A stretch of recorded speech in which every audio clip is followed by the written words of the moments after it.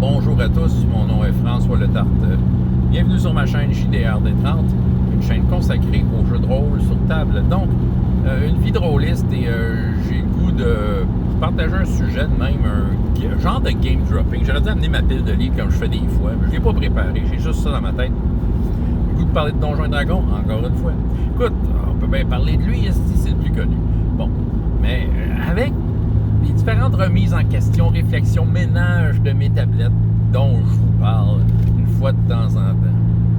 Je me suis posé la question, écoute, aujourd'hui, en tant que meneur de jeu, laquelle version de Donjons et Dragons je daignerais présenter à une table? Il n'y en a rien qu'une. Toutes les autres, je les ai comme un peu sortis de mon répertoire, tu sais. Je considère qu'il y a bien d'autres jeux de rôle qui font du meilleur boulot à mon avis. Mais celui qui répond le plus à mon besoin. Je vous en ai parlé récemment, dans mon opinion impopulaire. Un jeu de rôle qui a une structure relativement complexe, mais qui donne l'impression que tu peux virer fou avec ça quand tu es meneur de jeu, faire beaucoup d'arbitrage, beaucoup, le mettre à ta main. Et c'est Donjons et Dragons 3.0. Je trouve que c'est celui qui se rapproche le plus d'un style de jeu qui me plaît. Ce qui fait que je me garoche pas à tête perdue dessus, c'est un petit peu plus compliqué par rapport à ce que j'aime. Mais quand même, je trouve que c'est celui-là. Je le garde dans ma collection.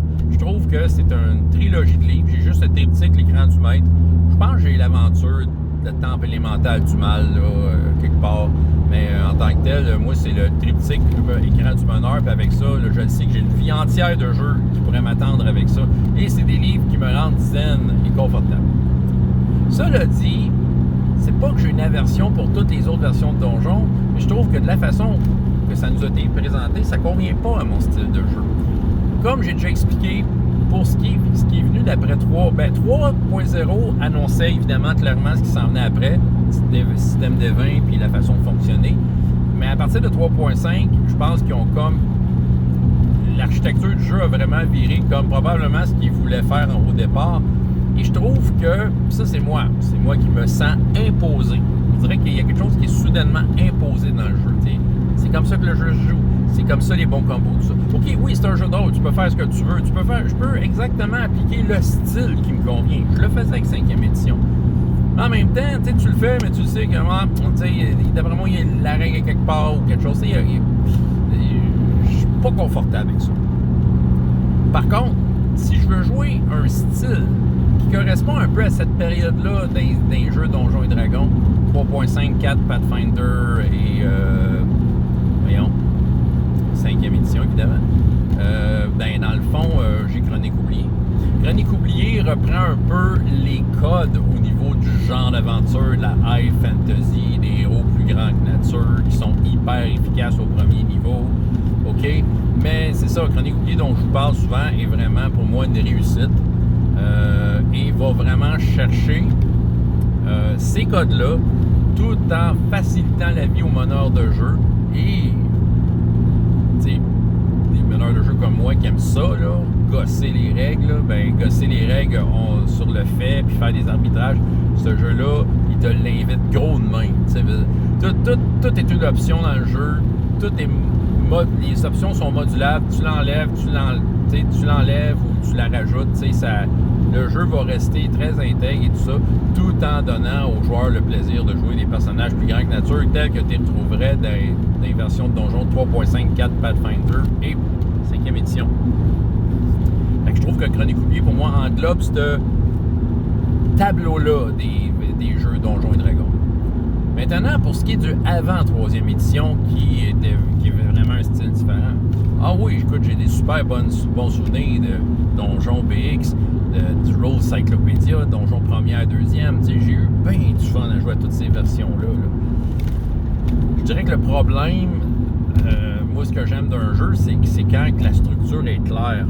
Et dans ces jeux-là, elle ne l'était pas. Mais en même temps, c'est sûr que ça stimule une des affaires que j'adore dans le jeu de rôle. C'est-à-dire d'être créatif quand vient le temps de parler des règles. Ce qui est très cool.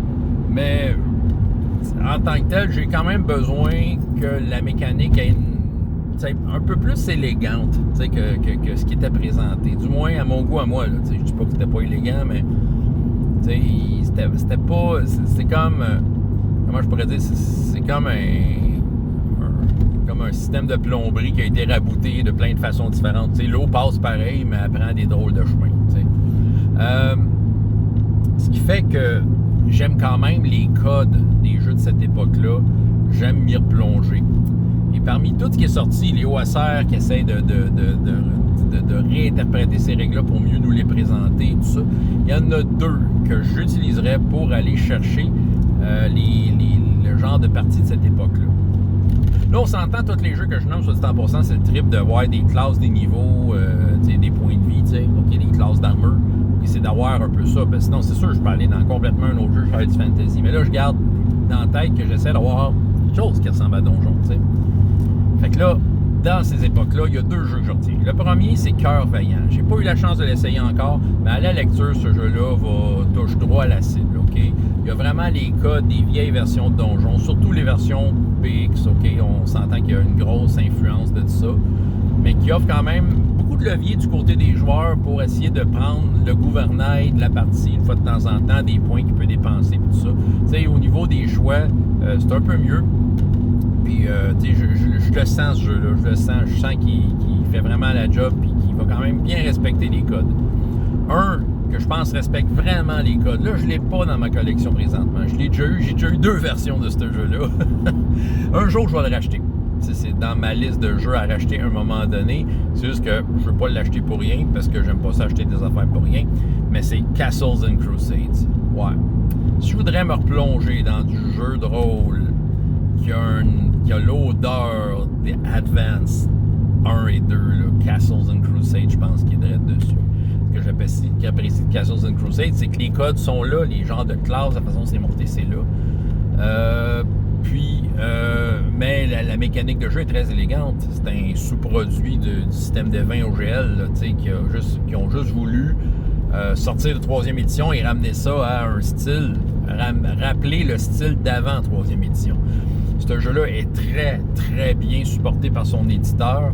Et non seulement ça, il y a quand même tellement de similitudes avec les vieilles versions de Donjon que tu peux prendre carrément une ancienne aventure de Donjon des années 70 si tu veux. Puis tu n'auras vraiment pas de misère à l'intégrer dans Castles and Crusades. Je te dirais que le plus grand défaut de ce jeu-là, du moins du point de vue des francophones, vous me voyez venir peut-être, c'est qu'il n'est pas en français. Je ne crois pas qu'il va être en français un jour. Mais reste que je trouve que Castles and Crusades fait ça. Fait que, tu sais, si je veux satisfaire une envie à la Donjons et Dragons, mais c'est pas mal les 4 jeux que j'aurais dans mon répertoire. C'est que Cœur Vaillant, Castles and Crusades, évidemment Chronique oubliée, qui est très utilisé ces temps-ci. Mais vraiment, j'arriverais à une table avec un jeu qui s'est écrit Donjons et Dragons sur le livre, ça serait 3.0. C'est ça.